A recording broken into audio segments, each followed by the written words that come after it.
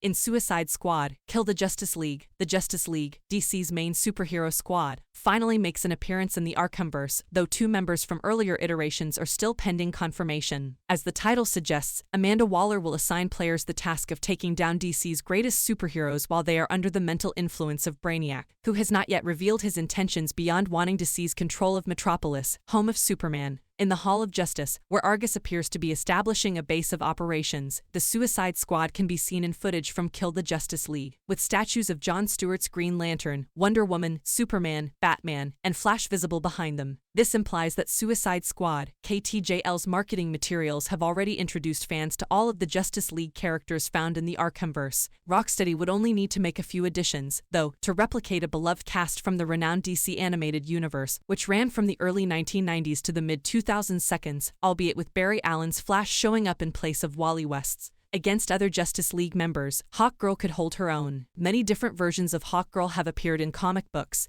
some with connections to ancient Egypt and reincarnation, like Shara Sanders Hall from the Golden Age and Kendra Saunders more recently, and others with connections to the extraterrestrial planet Thanagar. The Silver Age version of the character, Shara Hall, who appeared in the Justice League and Justice League Unlimited shows, was one of the founding members of the Justice League and a somewhat hot-tempered former Thanagarian military member, served as the inspiration for the DCAU version of Hawkgirl, which could complete Suicide Squad, KTJL's cast. The iconic DC heroine Hawkgirl has shared a common set of abilities across all of her various incarnations, including the capacity to fly as well as significant strength, endurance, and durability. In addition, she is seen brandishing a mace made of NTH metal, which has the potential to be useful in combating Kill the Justice League's Brainiac because it is highly effective at repelling magic, creating electric currents, and resisting it.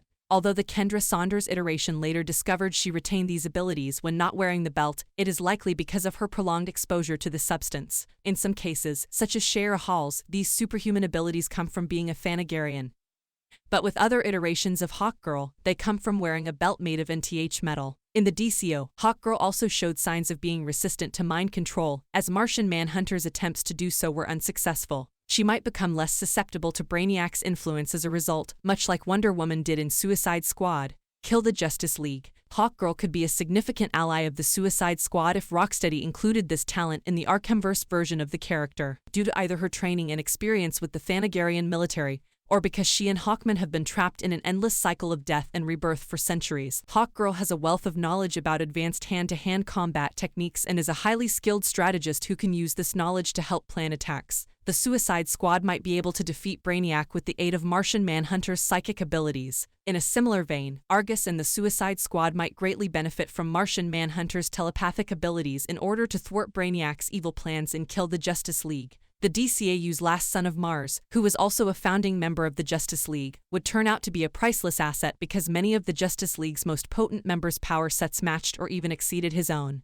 Jayons can shapeshift, taking on the persona of any person, and change his size to appear giant or small thanks to his biomorphic structure. He can absorb kinetic energy, heal more quickly, and is therefore impervious to weapons like guns and other projectiles, as well as powerful blows from Superman. Wonder Woman was shown in the Suicide Squad, KTJL trailers sparring with the last son of Krypton thanks to her enhanced strength and combat prowess, which made her more combat-capable than Task Force X members. However, if Martian Manhunter showed up, it would be much simpler to level the playing field and defeat the mind-controlled heroes. However, this might lessen the gameplay's variety and remove some of the challenges that players like. His super strength, flight, and heat vision could easily match those of Superman, while his telekinesis, invisibility, and ability to conjure illusions could help to delay or divert the heroes long enough for Argus to contain them. Despite the game's name, it's unlikely that Suicide Squad, KTJL, developed by Rocksteady and published by Warner Bros., will kill Justice League members so soon after introducing them to the Arkhamverse and establishing their interpretations of the iconic characters, presumably hoping that if their appearances were well received, they might lead to spin-off titles for the heroes. With his abilities to manipulate the mind, an ally like Jayons could assist in saving the other Justice League heroes. After defeating Brainiac, Martian Manhunter might be able to enter the minds of Justice League members, releasing them from his control and bringing them back to Task Force X's side to help them defeat Brainiac later on in the game. It makes sense that Rocksteady might have decided against including Hawkgirl or Martian Manhunter in Suicide Squad, Kill the Justice League given that many of their abilities, including flight, increased strength, and Martian Manhunter's heat vision, will probably already be seen in boss fights with other Justice League members, like the game's evil Superman. However, for those who grew up with the DCAU's Justice League and Justice League Unlimited, the inclusion of those two characters in some capacity would undoubtedly be welcome. Due to their power sets, they could prove to be a foil to Brainiac's Suicide Squad. Kill the Justice League plans, providing Argus and the somewhat underpowered Task Force X with some much-needed assistance against some of DC's most powerful beings. Thank you for watching. Please like and subscribe and support my channel.